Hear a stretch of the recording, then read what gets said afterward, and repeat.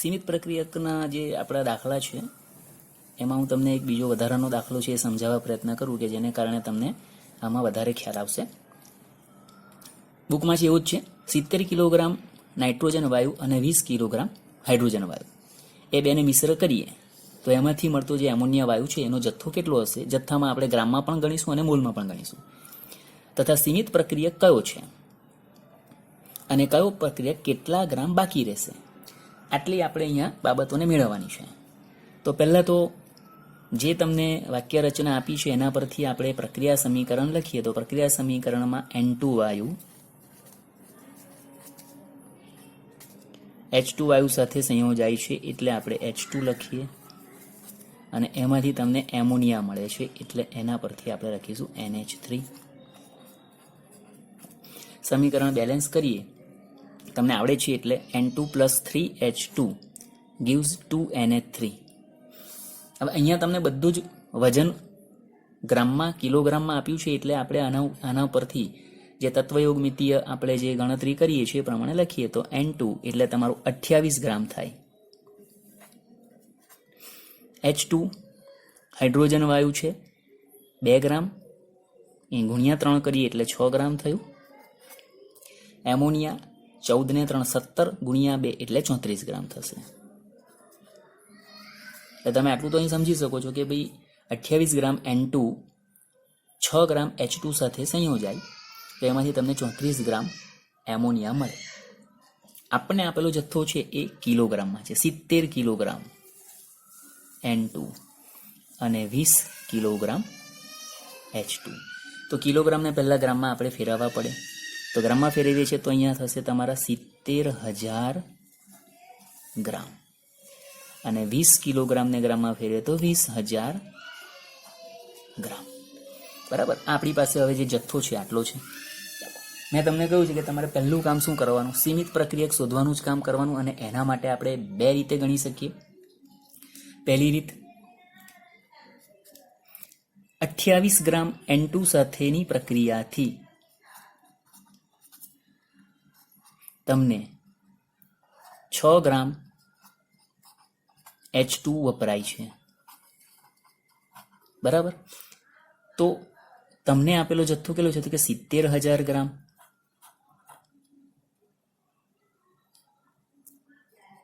એના માટે કેટલા ગ્રામ H2 વપરાશે એટલે તમે 70,000 ગુણ્યા 6 છેદમાં 28 કરશો તો તમને અહીંયા જે જવાબ મળે છે એ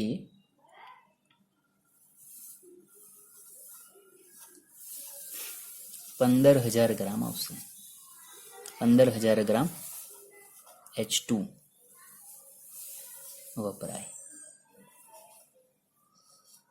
હવે જોઈ લો, મળેલો જવાબ 15,000, આપણે આપણો જથ્થો 20,000 છે એટલે સ્વાભાવિક છે કે એનો મતલબ છે કે આ આપેલા જથ્થા કરતાં મળતો જવાબ ઓછો છે એટલે H2 નો જથ્થો વધારે છે એટલે આ સીમિત પ્રક્રિયક નહીં હોય.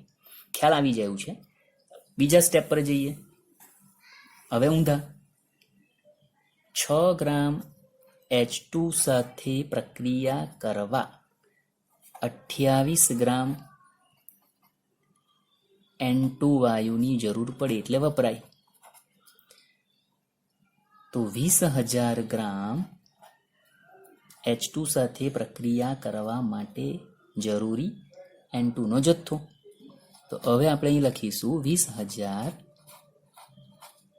ગુણ્યા 28 છેદમાં 6 અને એ રીતે તમારો જે જવાબ આવે છે એ છે 93,333 93,333 ગ્રામ N2 વપરાય. ચાલો ચેક કરી લો. આપણને આપેલો જથ્થો 70,000 છે, જરૂરી છે 93,333 એટલે સ્વાભાવિક છે કે અહીંયા જવાબ તમારો વધારે આવી જાય છે એટલે 70,000 કરતાં આ જવાબ વધ્યો એટલે એનો મતલબ છે કે N2 આ તમારો સીમિત પ્રક્રિયક થઈ ગયો. આટલો મહત્તમ જથ્થો તમારો વપરાશે. તો આના પરથી માટે સીમિત પ્રક્રિયક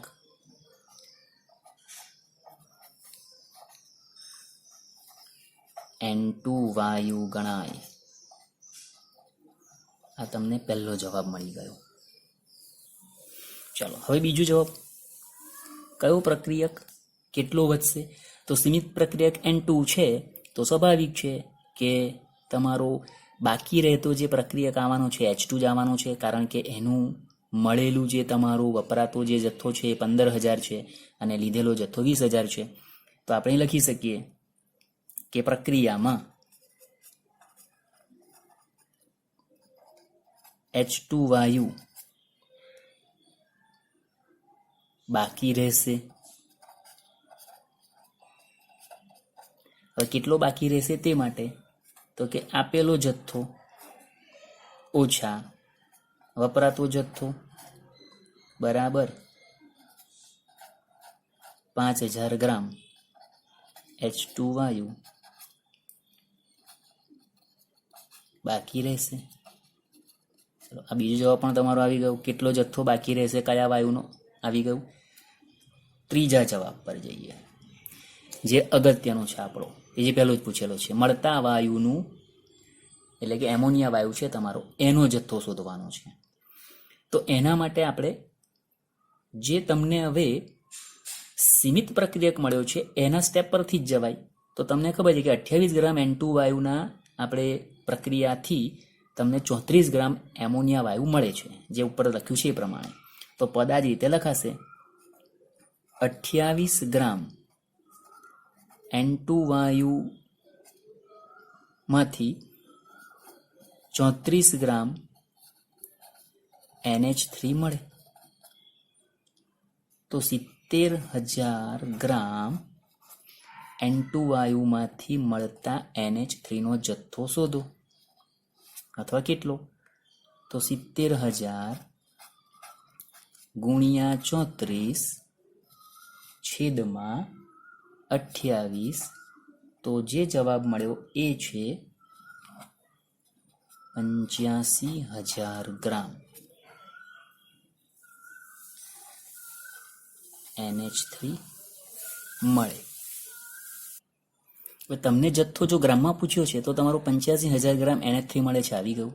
ચાલો હવે કિલોગ્રામમાં પૂછ્યો તો ભાઈ તમે લખશો, માટે 85 કિલોગ્રામ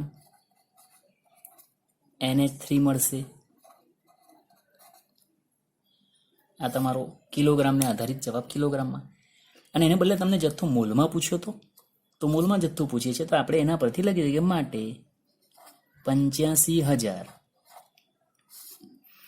એમોનિયાનું મોલર દર છે 17 ગ્રામ પ્રતિ મોલ, એટલે ભાગ્યા 17 કર્યા તો તમને મળશે 5,000 મોલ NH3 મળશે. એટલે તમને જવાબ જથ્થાનો મતલબ ગ્રામમાં પણ હોઈ શકે, કદાચ કિલોગ્રામમાં પણ ગણાય, પણ મોલમાં પણ પૂછીએ તો આપણે મોલર દળ વડે એને ભાગીશું એટલે તમને મોલમાં જવાબ મળી જશે. તો આ પ્રમાણે તમે આ દાખલાને ગણી શકો છો. હજુ એક ઉદાહરણ આપણે સમજવા પ્રયત્ન કરીએ. બીજું ઉદાહરણ છે 200 ગ્રામ મિથેન વાયુનું 600 ગ્રામ O2 વાયુની હાજરીમાં દહન કરતા મળતા CO2 વાયુ અને H2O વાયુનો જથ્થો શોધો. સીમિત પ્રક્રિયક શોધો તથા કયો પ્રક્રિયક કેટલા પ્રમાણમાં વધશે તે શોધો. તો અહીંયા તમને હવે મિથેનનું હવાની હાજરીમાં દહન કયું છે એટલે આપણે સમીકરણ લખીએ, CH4 પ્લસ O2, જેમાંથી તમને બે નિપજ મળે છે, એક CO2 વાયુ મળે છે અને બીજું H2O પાણીની બાષ્પ મળે છે. હવે આને પણ આપણે સંતુલિત કરવું પડે. અહીંયા તમારા 4 હાઇડ્રોજન છે એટલે આપણે 2 વડે H2O ગુણ્યા એટલે 4 હાઇડ્રોજન થઈ ગયા, તો ઓક્સિજનની સંખ્યા 2 + 2 4 થઈ, એટલે અહીંયા 2O2 લખવા પડશે. હવે અહીં જોઈ શકો છો, અહીં પણ તમને બધું તમને વજન ગ્રામમાં આપ્યું છે એટલે આપણે અહીંયા આ જે પ્રક્રિયકો નિપજો છે એને પણ આપણે પહેલા ગ્રામમાં વજન શોધી લઈએ. CH4 એટલે 12 ને 4 16 ગ્રામ મિથેન છે. ઓક્સિજન 16 દુ 32 દુ 64 ગ્રામ થશે. ઓક્સિજન તમારા 64 ગ્રામ છે. કાર્બન ડાયોક્સાઇડ 44 ગ્રામ મોલર દળ થશે. પાણીનું 18 ગુણ્યા 2 એટલે 36 ગ્રામ થશે. આ જથ્થો થઈ ગયો. એટલે આમ કહી શકાય કે 16 ગ્રામ મિથેન 64 ગ્રામ ઓક્સિજન સાથે દહન પામે તો તેમાંથી તમને 44 ગ્રામ CO2 અને 36 ગ્રામ H2O મળે. મોલમાં જઈએ તો 1 મોલ મિથેન 2 મોલ ઓક્સિજન સાથે સંયોજાય 1 મોલ CO2 અને 2 મોલ H2O આપે. બંને રીતે આપણે સમજવાનું છે. ચાલો હવે જથ્થો ગ્રામમાં છે એટલે આપણે અત્યારે ગ્રામની જ ગણતરી કરીશું. તો 200 ગ્રામ મિથેન આપ્યું છે અને 600 ગ્રામ ઓક્સિજન છે. તો પહેલું કામ શું કરવાનું? સીમિત પ્રક્રિયક શોધવાનું. અને એના માટે મેં તમને 2 રીત સ્ટેપ પ્રમાણેની સમજાવી કે આપણે પહેલા સીધી રીતે સ્ટેપ મૂકવાનું, બીજું ઉલટી રીતે મૂકવાનું. એમાં તમને સીમિત પ્રક્રિયક પહેલા સ્ટેપમાં મળી શકે ને બીજામાં પણ મળે. તો આપણે લખીએ છીએ હવે 16 ગ્રામ મિથેન સાથેની પ્રક્રિયા માટે 64 ગ્રામ O2 ની જરૂર પડે.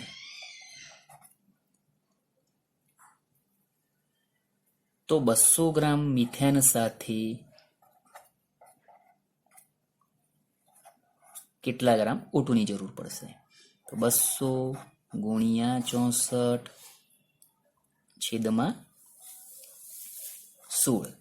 તો આ તમારી ગણતરીનો જે જવાબ છે એ જવાબ આવે છે તમારો 800 ગ્રામ. 800 ગ્રામ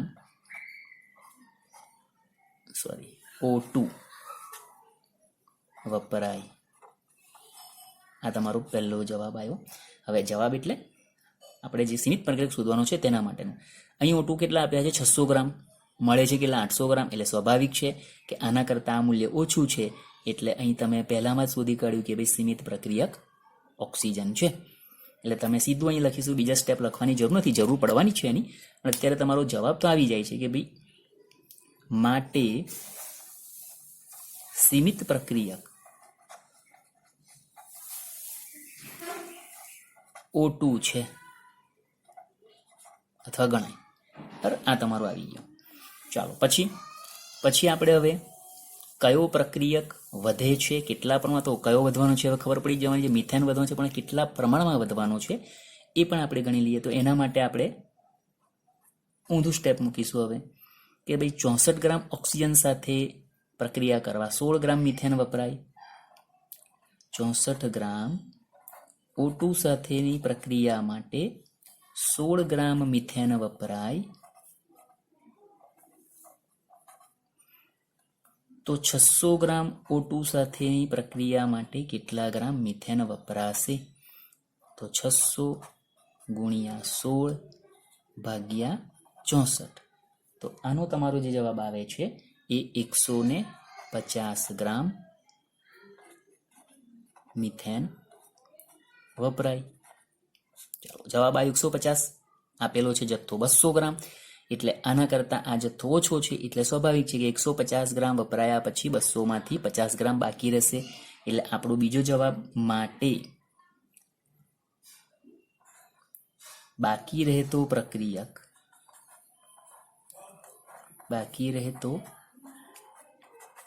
પ્રક્રિયક મિથેન છે. અને કેટલા ગ્રામ બાકી રહેશે? તો કે 200 ઓછા 150 બરાબર 50 ગ્રામ મિથેન બાકી રહેશે. આ તમારો બીજો જવાબ પણ આવી ગયો. ચાલો હવે અંતિમ CO2 અને H2O નો જથ્થો શોધવાનો છે આપણે. તો CO2 અને H2O નો જથ્થો શોધવા માટે આપણે જે સમીકરણ છે એના પરથી હવે તમને મળી ગયો છે સીમિત પ્રક્રિયક O2. એટલે જે સીમિત પ્રક્રિયક હોય એના જથ્થા પરથી જ આપણે ગણતરી કરવાની. તો સમીકરણ પ્રમાણે લખીએ કે 64 ગ્રામ O2 સાથેની પ્રક્રિયાથી પહેલે CO2 લઈએ તો કે 44 ગ્રામ CO2 મળે છે. તો એને બદલે તમે 600 ગ્રામ O2 લેશો તો એમાંથી મળતા CO2 નો જથ્થો કેટલો? તો આપણે 600 ગુણ્યા 44 છેદમાં 64 કરીશું. તો તો તમારો જવાબ આવે છે 412.5 ગ્રામ CO2 મળે. આ તમને પ્રાપ્ત થતા CO2 નો જથ્થો મળી ગયો ગ્રામમાં. એવું જ આપણે H2O વાયુ માટે H2O વાયુ માટે લઈ લે કે પાણી બાષ્પ માટે લઈએ તો એના માટે પણ આ જ વપરાશે કે ભાઈ 64 ગ્રામ O2 સાથેની પ્રક્રિયાથી અથવા તો O2 વપરાય તો એમાંથી તમને 36 ગ્રામ H2O મળે છે. તો 600 ગ્રામ O2 સાથેની પ્રક્રિયાથી પ્રાપ્ત થતા H2O નો જથ્થો કેટલો? તો 600 ગુણ્યા 36 છેદમાં 64. તો અહીં તમારો જે ગણતરી કરીને જવાબ આવશે એ છે 337.5 ગ્રામ. આ તમને H2O મળે છે. 337.5 ગ્રામ H2O તમારું મળશે. બંને જવાબ તમારા છે એ અત્યારે ગ્રામમાં આવ્યા. ધારો કે તમને મોલમાં પૂછે છે તો તમારે CO2 નો જથ્થો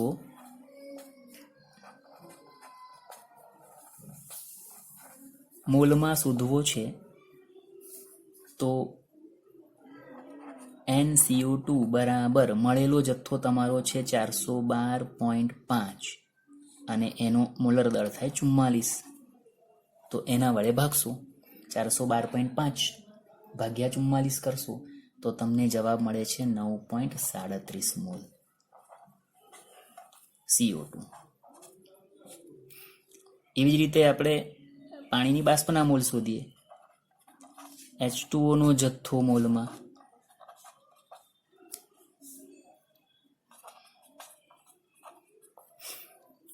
NH2O તો એનું વજન મળ્યું તમને 337.5 છેદમાં એનું મોલર દળ છે 18. ભાગાકાર કરશો તો જવાબ મળે છે 18.75 મોલ H2O મળશે. તો તમને ગ્રામમાં પૂછે તો પણ શોધી શકાય, મોલમાં પૂછે ધારો કે પૂછે છે તો આપણે મોલમાં પણ આ રીતે સીધા સ્ટેપમાં શોધી શકીએ છીએ. તો આ પ્રમાણે સીમિત પ્રક્રિયકની મદદથી આપણે આ દાખલા ગણવાના આવશે. આની પ્રેક્ટિસ કરજો, કારણ કે આ 3 માર્ક સુધીમાં પૂછી શકાય, 4 માર્ક સુધીમાં પણ જઈ શકાય એવા દાખલા છે.